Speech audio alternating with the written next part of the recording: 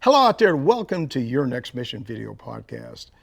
Did you know that since record keeping began after 9/11, more than 4 times as many active duty military and veterans have died by suicide than were killed in combat? Since September is Suicide Prevention Month, it's a perfect time for us to focus on an issue that sometimes can be tough to talk about, but it's so important to address. Today, I'll introduce to you a clinical psychologist who is among the leaders in the fight to prevent veteran suicide. So stay with us. We'll be right back.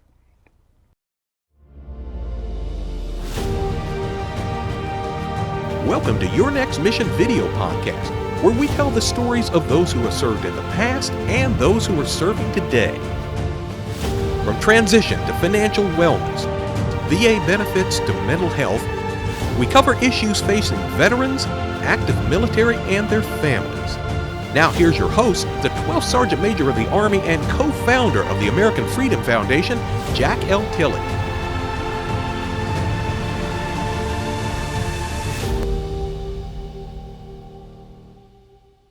Thanks for joining us, and thanks to all of the veterans and service members and families for your service to our great country. Now, before we get started, I personally want to thank our presenting sponsors, Navy Federal Credit Union, whose members are the mission, and Purdue Global, where you can start your comeback. With additional sponsorship from Blue Cross Blue Shield FEP Dental and Blue Cross Blue Shield FEP Vision and USAA. Together, they make your next mission happen. They love our veterans and families. I'm going to say it every week. We love them too. As I mentioned a minute ago, September is Suicide Prevention Month. Today we're going to talk about the stigma surrounding suicide, particularly in the veteran community, and about some of the resources available for those who need help. And I'm happy to have as my guest today, Dr. Katy Dondanville. She is the Associate Professor at the Strong Start Training Initiative Director at the University of Texas Health Science Center in San Antonio. And she's the Chief Scientific Advisor for Face to Fight. Dr. Dondanville, welcome to the show. Thank you. Thank you for inviting me to be a part of this today. Well, I know you're terribly busy, and I certainly appreciate all you've done and continue to do. We have a lot to talk about today, but before we do that, could you tell the audience just a little bit about yourself? Yeah, so I'm a clinical psychologist. I did my clinical training in the VA, and as I was finishing up my fellowship, I was looking for opportunity to work with veterans or service members focusing on trauma and trauma-related disorders. And so I started that work at the University of Texas Health Science Center in San Antonio, where I was up at Fort Hood with the Strong Star Consortium, and we completed the first studies looking at treatment for PTSD, suicide, and insomnia with active duty military members. As those studies were wrapping up, one of the things I thought a lot about is how do we get the learning from these really impactful research studies into the offices of clinicians that are seeing our veterans and service members every day. And so we started the Strong Star Training Initiative as an opportunity to really focus on training licensed clinicians who are serving this population in the community. Starting about 2.5 years ago, I started working with USAA and their Face the Fight initiative, which is focusing on reducing veteran suicide and serving as their chief scientific advisor, leading our scientific advisory committee and helping to really think about what is the most impactful way USAA and the coalition members can make an impact reducing veteran suicide. It sounds to me you never get a free moment to take care of yourself. You're pretty busy. For our viewers out there and our listeners that may not know, Face to Fight is a coalition of organizations led by USAA who are working to break the stigma that I mentioned earlier that surrounds suicide in our military community. Doctor, do you think that the stigma is greater among active duty service members and veterans than, maybe in our general population? Yeah, I think it's different. I think if you think about, in part of being a part of the military is focusing on strengths and resilience, and readiness, and that talking about challenges, especially challenges that might be perceived as mental health challenges, can be perceived as a weakness, but Yeah. it's really a strength, to talk in that way and to get the help that is needed. Yeah, I think when we had a prep call, I talked about a bunch of stuff, but there's I used to, all of us, I don't think anybody that served doesn't struggle a little bit, but I didn't want to tell anybody about it. I wanted to sort of keep that to myself, and that's the way I was trained for 36 years. So, what do you think might convince people that it's okay to talk about it? Yeah. Well, I think we have to talk about something, right, in order to figure out what to do about it. And I think sometimes there are things we don't talk about because we think there's nothing that can be done. But when it comes to suicide or mental health concerns, there are a lot of effective treatments and options. And so when you talk with a friend, a medical provider, that gives you this opportunity to learn about the options and experiences. And if we were having this conversation 10 years ago, 20 years ago, there weren't the same options that there were. And so I think that's really important to realize is that the research has moved quickly. We have more and more options that are really helpful to reduce symptoms and help people live the life that they want to live. And so it's important to to realize that that it's not that the talking about it could help you find the right door for you. Yeah, I got it. I told you on the prep call, but I'll tell you again here to our listeners. I've struggled with post-traumatic stress for over 50 years, and there's certain things that I talk about that I tear up that I really can't say too much about. I also tell you, and we talked about talking to people.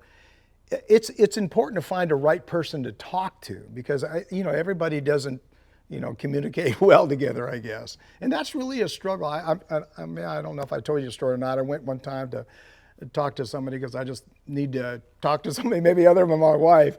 And it was, I got in there and I had a hard time. But when I started talking to that person, they were so disconnected from me. And it was just a terrible event. And so I just, after about 20 minutes, I said, hey, thanks a lot.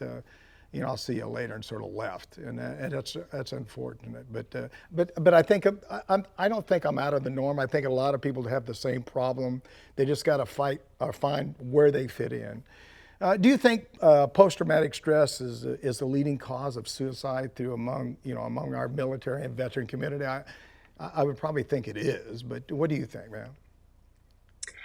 Yeah. So first I want to say that, your experience of meeting with someone and they weren't the right fit, that's not uncommon. And if we think about it in all the other areas of our lives, it takes a while to find the right fit, whether that's the person who cuts your hair or your medical doctor or your partner. And so I think that's important to not get discouraged. That's not unique, but it feels sometimes heavier when we're talking about more vulnerable things. So, trying out another person is a really important piece. One of the things that is really important is we know that many of our veterans and service members have experienced trauma, and some of them have developed PTSD, like yourself. And that PTSD is a disorder where you're haunted by some of the traumatic events from the past. And one of the ways in which we as humans try to navigate that is when we have these bad thoughts and feelings, we want to push them away. We don't want to think about it. We want to talk about it. And that's part of the way we both cope, but it's also part of what keeps us stuck. And so for people with PTSD, one of the ways in which they might think about avoiding or escaping might be related to thoughts of suicide. So thoughts like, I wish this pain would stop, or if I wasn't here, this wouldn't haunt me any longer. And so we do see that many people with PTSD also have thoughts of suicide. We also see that when we treat the PTSD, the suicidal thoughts also decrease. It's important, though, to know that about half of those who die by suicide did not have a diagnosed mental health disorder. And so that for some of them, that may mean that they never sought treatment. But for some people who struggle with suicidality, it's not related to PTSD. It might be related to things like financial strain, legal problems, losing their job, issues with a relationship. And so we know that suicide is complex, and that people may have times in which they're having these thoughts and they can feel very intense because they are. They also can leave pretty quickly. And so it's important if somebody is in a suicidal crisis to give time and space, that crisis will not last forever, and reaching out to a friend, a loved one, the suicide crisis line is a way to help get that time and space to get through that moment. Yeah, I think one of all the stuff, man, I tell you, I think a lot of stuff when you're talking there. But all the stuff you're talking about, my biggest problem, and I don't know about the listeners out there, my biggest problem is finding the right person to talk to. And I always say, if you Yeah. walked in my boots and you did the things that I've done and you've seen the things, that's a little bit different. But so if I go up and start, open it up to somebody, it's so hard to get them maybe to see my side of things sometimes. And I'm sure that somebody has, and I know you did a lot of stuff at Fort Hood and you've been around a lot of people all over the military, maybe not yourself, but there's a lot of doctors I think out there that probably just have not walked in my boots and maybe don't see it from the same way as I see them. The other thing I'll tell you is the older I get, the more that I see those things. The more that you see which things. Well, the things that I did in the military, maybe the things that, you, maybe So, forget. Yeah. No, yeah, it's hard to do. it's hard, right? And I think that one of the things that happens is we know that after someone experiences trauma, that the symptoms of PTSD, like having nightmares or images or feeling jumpy or hypervigilant, that those are actually human reactions, that almost everybody has them after a trauma. And over time, for some people, those come down. For other people, it may be then another trauma, and they're kind of stuck in those symptoms. And one of the things that we hear is that when people transition, maybe they're leaving the military, maybe they're retiring, as things get a little bit slower, sometimes that's when these things that were maybe we pushed down, um, and we were really good at avoiding them because we stayed really busy, start to kind of creep up. And so unfortunately, it's not uncommon. But what we do know is that there are really effective treatments and programs. And over the last decade or more, we know that within the VA. We also have the Bush Institute with the Warrior Wellness Alliance and Check-In. Check-In is an amazing program where they help you navigate the right treatment options for you, whether that's for mental health like PTSD or for TBI.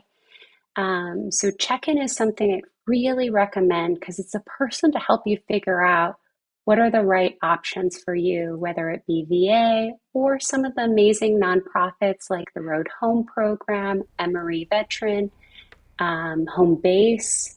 We also have great options like Cohen Veteran Network, the Headstrong Project, Centerstone. These are all really great options to receive high quality, evidence based care with clinicians who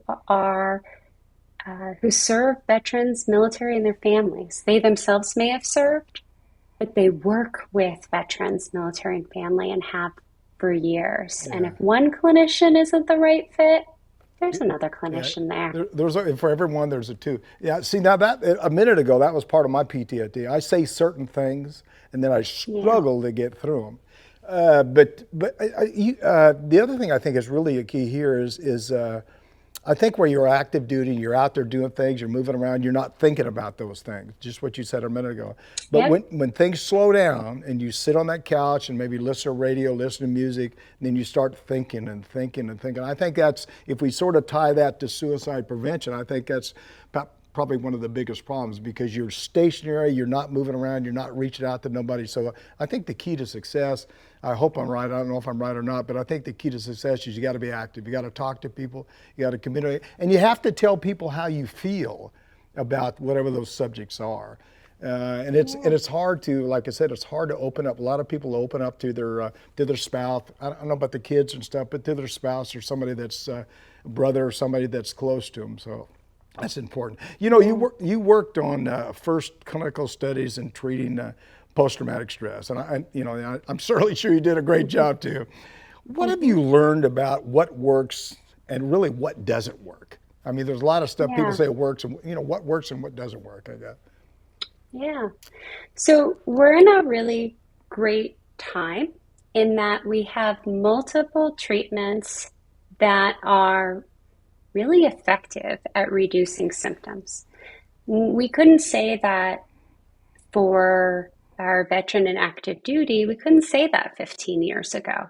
But we do know that the things that work the most effective are talk therapies. So when you're talking with a therapist, their therapy is called prolonged exposure, cognitive processing therapy, written exposure therapy. There's another one called EMDR. But all of these therapies have similarities in that they are trauma focused. So they're focused on the things that are haunting you, that are coming up when you don't want to think about it. That's your brain's telling you, I can't make sense of this. I can't file this away. So each one of those therapies has a different approach to help you zoom in efficiently, to teach you some skills and process what happened so you can face forward and live the life you want to live. Because one of the things that we know doesn't work is not talking about it. Time, avoidance, right? And we avoid in so many different ways, like busy, busy, busy. Sometimes people turn to drugs and alcohol. A lot of times it's a combination of not, we can isolate, we avoid places, people, stop driving. Like the world just keeps getting smaller and smaller and smaller with that avoidance. And it really robs people from the rich experiences that bring us joy, the connection with our family, being able to go to your kiddo's graduation that's going to have a lot of people in it. And so talk therapies like these are really the most effective ways. And we have multiple studies, a number of studies, probably across all of them, more than 100, really showing that they are effective in reducing the symptoms of PTSD. Organizations like the Road Home and Home Base and Emory Veterans, they offer these therapies in a more condensed format, like a 1 week, 2 week, 3 week format, which is a really efficient way to treat those symptoms. But these are things that are available within the VA, but also outside in many of these nonprofits. Yeah, this is a great discussion. A couple things there. One is that I hope you do online programs. Maybe we can talk about that later. The second thing is I had anger issues for a long time, probably 10 years. And even today, even as old as I am today, sometimes I have to really pull myself back because if I just don't say anything, I just sort of say, just let it go, just let it fall off my shoulder. And I think there's a lot of people that went to war, went to combat, do the same thing. They learn to control their emotions and just let it, sort of roll off them a little bit, so they just don't fly off the handle. This is a great discussion. I love talking about this stuff because we're helping veterans, and that's why you're on the show today. We've got a lot more to talk about, but first, we need to take a quick break, so stay right there. We'll be right back. This is Your Next Mission video podcast with me, your host, Jack L. Tilley, 12th Sergeant Major of the Army.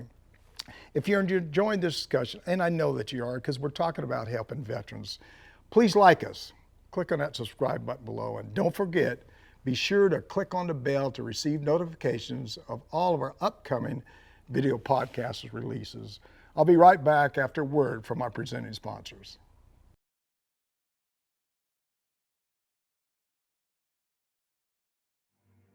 You're watching Your Next Mission video podcast, proudly presented by Navy Federal Credit Union, the most trusted credit union owned by members of the military community, serving all branches of the armed forces and their families. Their members are the mission. Learn more at NavyFederal.org. And Purdue Global. You're ready for a comeback, and with Purdue Global, you can do more than take classes. You can take charge of your story, of your career, of your life. Earn a degree you can be proud of and get an education employers respect. Start your comeback at PurdueGlobal.edu. Now back to your host, the 12th Sergeant Major of the Army, Jack L. Tilley.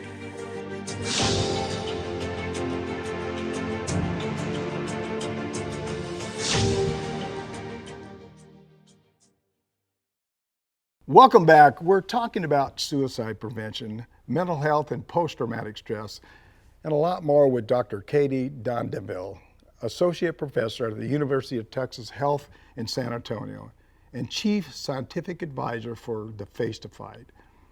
Before we get back to our discussion, I'd like to take a few seconds to tell you about a new program we're excited about called Your Next Mission VCS, a Veterans Community Support Program.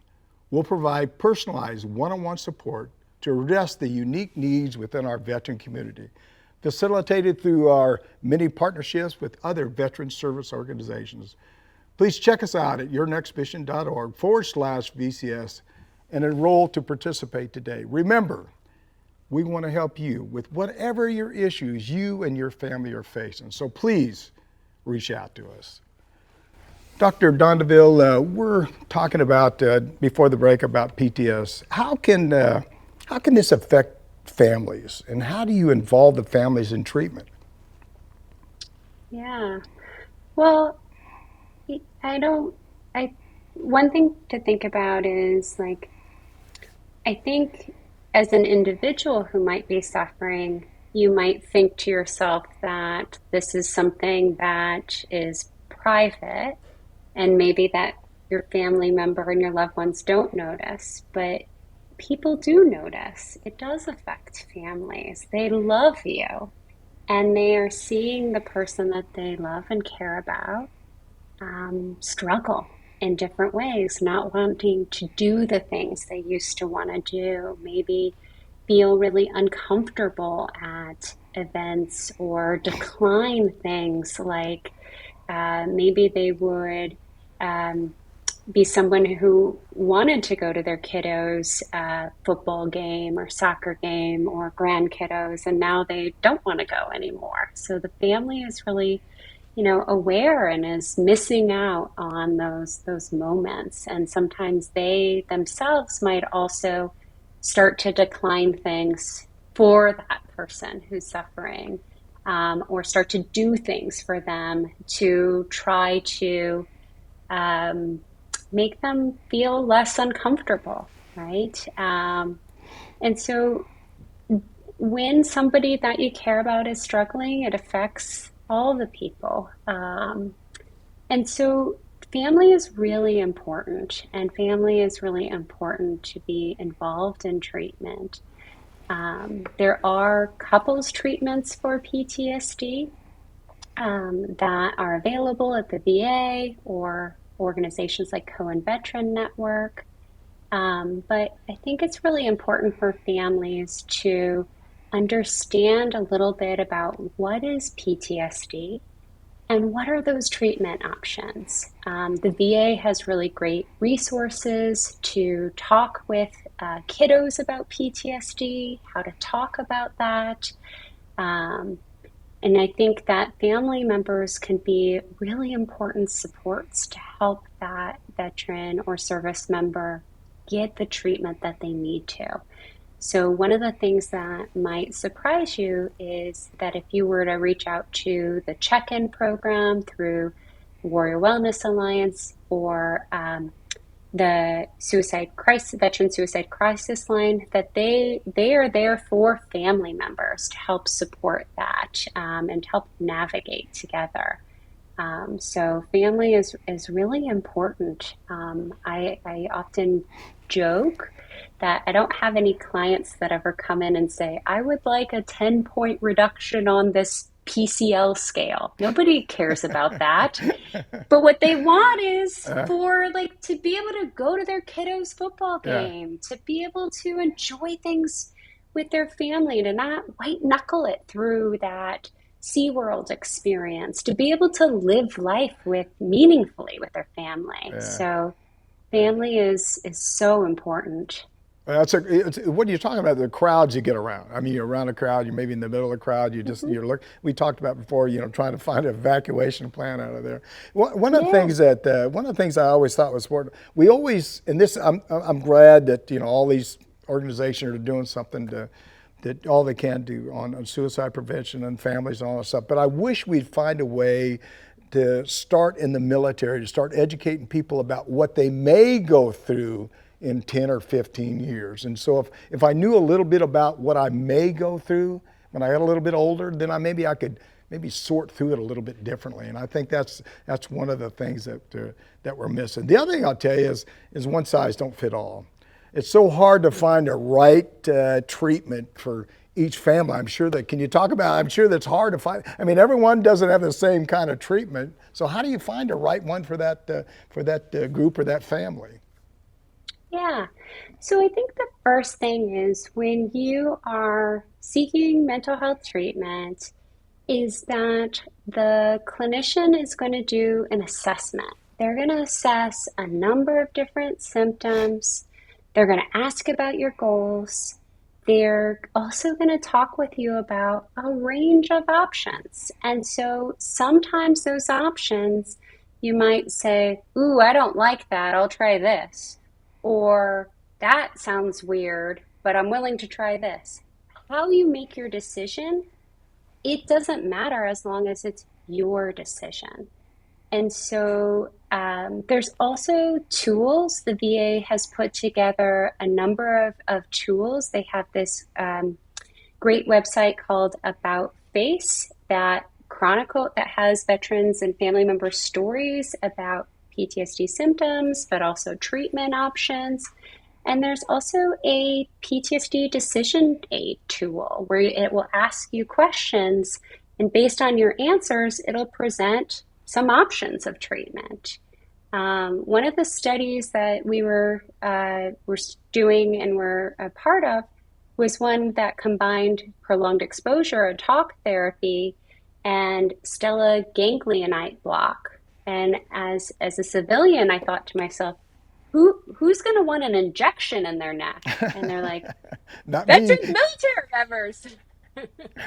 Yeah, If you get a lot of injections, one more is pretty easy. yeah, yeah. So again, right, there's just a lot of different options. That's not going to be the option I would choose if I developed PTSD. And it's important to say something could happen today. Just because I'm an expert in treatment and research of PTSD doesn't mean that I can't develop PTSD. And so there's a lot of options to consider. I would say do your own research. There's some great whiteboard videos, the About Face website, the PTSD decision aid, and talk with your providers about like, it's okay to say, I don't like that. What are my other options? Right? Because what we know is it's about match, and that we have a number of really good options. It's about what's the best fit for you. You know, I think I've told you this, but I went basic training when I come to start basic training, AIT, jump school, and then straight to Vietnam. So at 18 years old, I was fighting a war, and I got out of the Army, stayed out a couple of years, and then went back in. But I think because I stayed in the service, I was able to work through some of those issues, and it really helped me. I think we struggle a lot because people come in 3 or 4 years that have issues, that have post-traumatic stress, that get out of the service, that don't have any kind of assistance or nobody to help them. And I think that ties to suicide also. How often do you find that transition from the military to civilian life leads to mental health issues, particularly, you know, the loss of community? I mean, I used to tell people I had 1.3 million people I was in charge of one day, and the next day it's just me and my wife. So do you think that loss of community has a big effect on, the people's, post-traumatic stress and suicide and everything else, I guess you'd fall in there? We do see that as people are transitioning from the military into civilian life and being a veteran, that first 18 months is a particularly high risk period for suicidality. And if we think about what that means that they're navigating, it makes a lot of sense. There is identity. They may be moving to a new community. They're figuring out whether they're going to school and navigating that, getting a new job.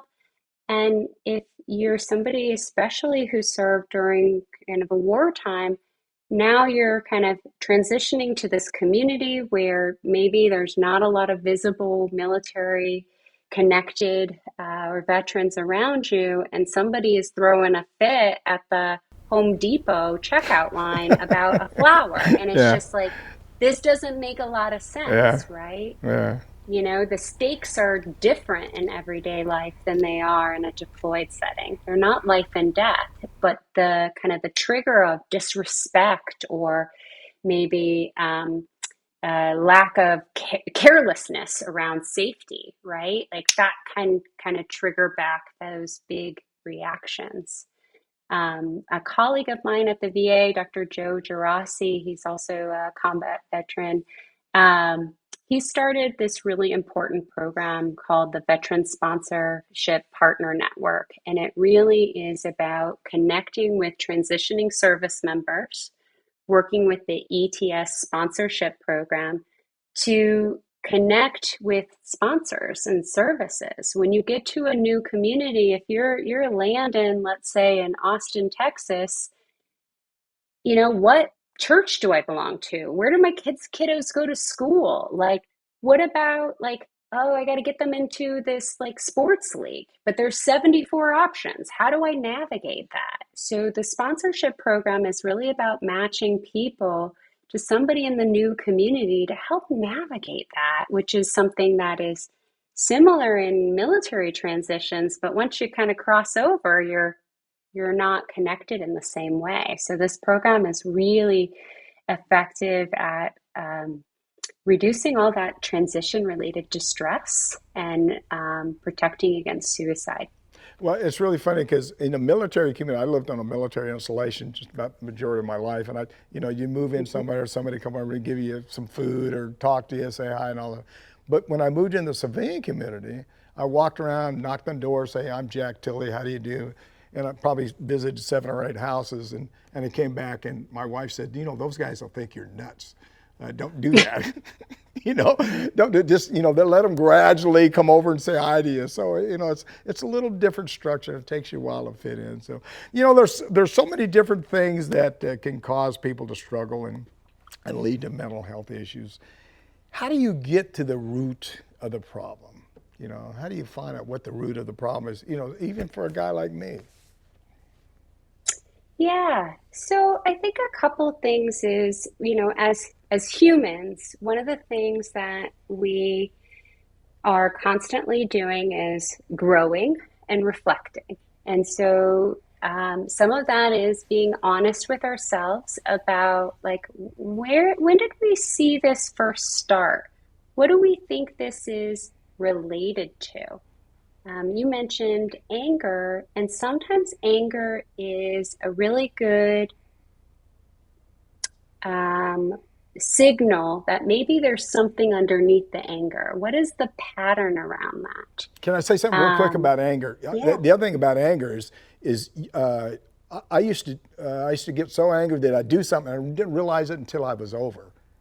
I mean, I just reacted. I'm sorry, I didn't mean to cut you off, but anger is a big one. I think anger. That's why we have so many people that are incarcerated in our country, because they couldn't adjust, they couldn't make the adjust. I'm sorry, ma'am. Go ahead. It can get you in trouble, Yeah, right? absolutely. And like it could get you in the ultimate trouble where you lose your freedom, right? And you're incarcerated. Just like, alcohol or drugs, is that, what is the trigger? What is the reason I'm ended up in this habit? What am I trying to escape? And so, if you're thinking that the struggle might be related to mental health, whether it's trauma or depression or suicide, talking with a clinician to do a full assessment is the best first step, to really pinpoint what is the most efficient way to help someone get back to the things that are important to them. And so I think that that's a really important thing. But it's also possible that some of this is maybe related to, challenges with finances or legal problems. And so mental health clinicians can be really helpful to support you in any stressful situation. It doesn't have to be something like PTSD or depression, but also we want to think about who are the experts that can help us navigate the current challenge. And so it often takes a team, and that team includes you. That team also includes your loved ones and family members that want to be supporting you. Yeah. So, ma'am, I want to talk about what are some of the resources out there for people seeking help. But like always, we need to take another quick break first. So please, I know you're not going to go anywhere. Please stay right there. We'll be right back. Now, here's a word from two more of the organizations that help make this show possible.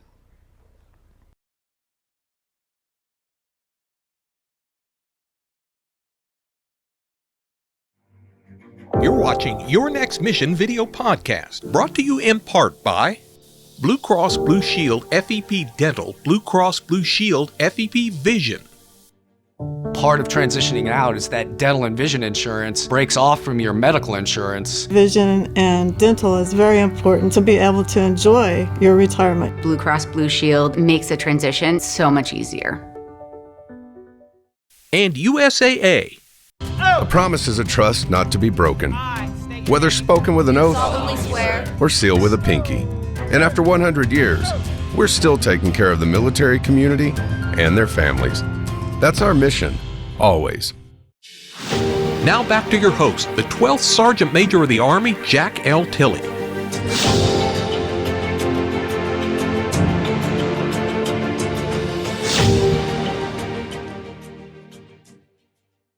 Welcome back. We're blessed to be here today with Dr. Katy Dondanville, a clinical psychologist who is also the Chief Scientific Advisor for Face to Fight, a coalition of over 180 organizations working to break the stigma surrounding suicide in the military community. Remember, this is your show. We know there's so many issues that directly affect you. We want to address each and every one of them. So please, as I said before, reach out to me. Tell me what topics you'd like us to cover. You can call or text me at 844-424-1134 or send me an email at SMA Tilley at yournextmission.org. And guess what? I'll actually reach back out to you. Dr. Dondanville, if someone in the military community, either active duty or veteran, is struggling with mental health issues, where do they turn for help, and where should they, what should be the first call they make, I guess? Yeah, so if it's not a crisis that you're struggling with these things and you're wondering what options might be available, if you're in the military, it's really talking with your primary care provider, maybe your chaplain, and helping to determine whether or not you navigate and move into a behavioral health clinic, or you use TRICARE. So those can be really good first line, including Military One Source. Within the VA, or within the veteran community, the VA is really a leader in providing the highest quality care. So your VA, your vet center, but also thinking about talking with your primary care provider. There are also resources outside the VA that provide evidence-based quality care. So if you're struggling with TBI or mental health problems like post-traumatic stress disorder, the Warrior Wellness Alliance check-in program will help you navigate those resources. Some mental health resources that are really great outside of the VA are a Cohen Veteran Network. They also all of these provide telehealth. So that's one of the great things that has happened post-COVID, is that we know that we can be more flexible about the delivery of care. And we've already done that research that it doesn't change the quality or the effectiveness of that care. So Cohen Veteran Network, the Headstrong Project, Centerstone Military. Stop Soldier Suicide is an organization that focuses specifically around interventions for suicide, and they're really the best in class in that way. I also want to highlight that there are a number of organizations that help people navigate, that provide peer support. Not everybody is interested or maybe ready or needs clinical care. So organizations like Vets for Warriors, they have a 24/7 line to help you navigate resources. This internet is so vast. Sometimes we Google something and it's just pages. Like, where do I get started? Vets for Warriors really is there to help you personally navigate that. There's also organizations like Objective Zero, where you can download an app and you can connect with another veteran or service member and connect with somebody who, based on the specifications that you want. So maybe you want somebody who has deployed to Iraq or deployed to South America or was Army or was Navy, that they have just a cadre of individuals who are there to provide that peer support. And the other thing is you can provide that peer support too to others. And if you're in crisis or you know someone who's in crisis, dial 988 and press 1 to be connected to the Veteran Suicide and Crisis Lifeline. They're there to help you navigate resources and get through that moment. But you don't have to wait for crisis. There's a lot of resources available now. Yeah, I think that just for little old me, for our foundation and my social media stuff and all this stuff, I asked, I'm a 12th Sergeant Major in the Army, so I asked all veterans that I'm associated with on the 12th of each month, contact another veteran, talk to somebody, keep that communication flow going. But I keep looking at the numbers, and I'm not going to bring up how many numbers there is, because every time I say one number, it's grown. But do you really feel like we're making headway into suicide awareness prevention? Do you think we're making a difference? We are making a difference, and you're not wrong that the numbers are really staggering, sad. Even if those numbers were single digits, they're still too high. They're still too high. Oh, one's and too we many. all know. Yeah. One's too many. Yeah. We all know at least one person who is struggled or has died by suicide, and I have dreams that maybe my kiddos might, in their generation, might not say the same thing. But we are making progress. I think that's really important.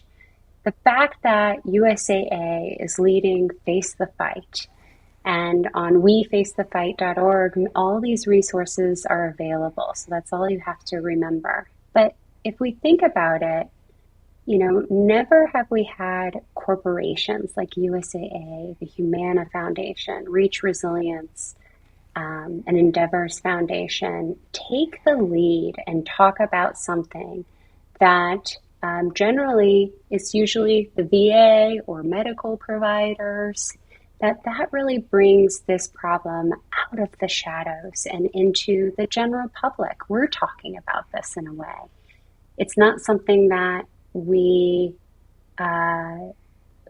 feel comfortable, right? We wish we didn't have to have these conversations. And I think that, the more we talk about it, the more that we're going to see reduced stigma. People will get the resources that they need because they know that there are resources. That's also the problem of not talking about things, is that if I don't think that there's something that can help me, then I just have to stuff it down, right? Like I just have to deal with it. This is life. But doesn't have to be life. And that's really important. And if you were somebody who sought care maybe a decade ago and had a bad experience, I encourage you to reach out again. Things have changed. We have a lot of resources. We have a lot of clinicians many who have served themselves or worked with veterans and service members for decades. But, 15 years ago, 10 years ago, 20 years ago, some of our service members and veterans, and unfortunately less frequently today, ended up in offices with people who just didn't understand the military culture. But there's been huge strides, and we're so grateful for USAA and their leadership with Face the Fight to continue this important work. Well, first of all, let me say thank you for all that you're doing. Face the Fight, USAA, the 180, I think it was 180 organizations that really teamed up with USAA and Face the Fight. Thank you for all that you're doing, because you're making a difference. And I said it a minute ago, I mean, if you can save one life, you're making a difference. And that's what we all need to do, is team up, because this really is a crisis, and we need to do all we can each and every day to make a difference. But we're going to do that. We're going to work together and make it better and better. Any final thoughts, anything you want to share with the audience, maybe we should have talked about, anything you want to add? As we say, unfortunately, I got to wrap it up, but I want you, any final thoughts, anything you want to say? I'll just say, please, visit wefacethefight.org, follow the social channels. There's a lot of training and opportunities to get involved as an individual. And we're here to help really focus on reducing that stigma and increasing access to these really effective interventions. So thank you for this opportunity. Well, it's been great just having you on the show, and it's a great discussion. I probably could talk about this for 2 or 3 hours, and you've really given out a lot of really great information. And so again, thanks for what you're doing. Thanks for what you continue doing, and please, we're a resource. If we can help you, please let us know. Thanks again to Dr. Katy Dondanville for being with us today. I'm Jack Tilley, 12th Sergeant Major of the Army, and you've been enjoying Your Next Mission video podcast, and thank you for joining us. Log on to our website, yournextmission.org, and leave me a review. I always say, I hope it's a good one, but if it's a bad one, I guess I can take it. While you're there, you can visit our nonprofit and corporate partners who have jobs and services available that can assist you in your transition from the military. And take a look at our job board in partnership with Recruit Military, where you can search for a job that's just right for you. Please go to the website to watch a short video that will help you fine-tune your search, and where you can create your own personal profile. You can follow me on all my personal social media pages: Facebook, Twitter, Instagram, YouTube, LinkedIn, and Rumble. And if you like what we're doing with Your Next Mission, please click and subscribe button below. And don't forget to click on the bell to receive notifications about our upcoming video podcast. Don't forget, we want to hear from you. Please leave me a message or send me a text at 844-424-1134, or send me an email at SMA Tilley at yournextmission.org. Thanks again to Dr. Dondanville for joining us today.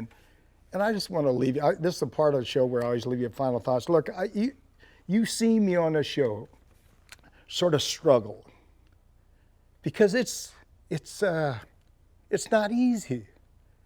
It's not easy for any of us.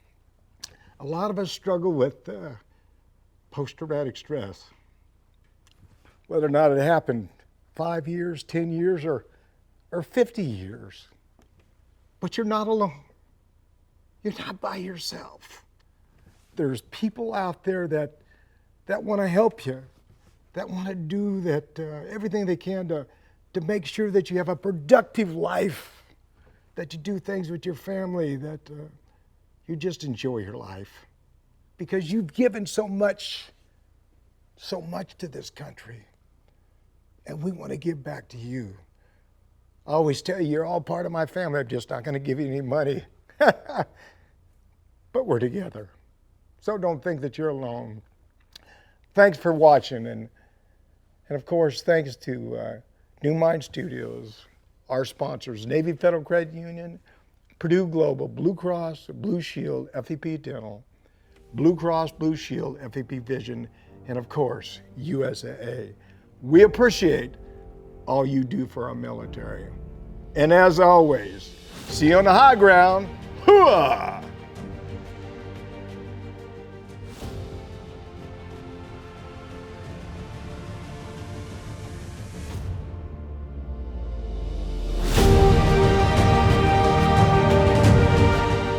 You've been listening to Your Next Mission, brought to you by the American Freedom Foundation. Learn more by visiting yournextmission.org.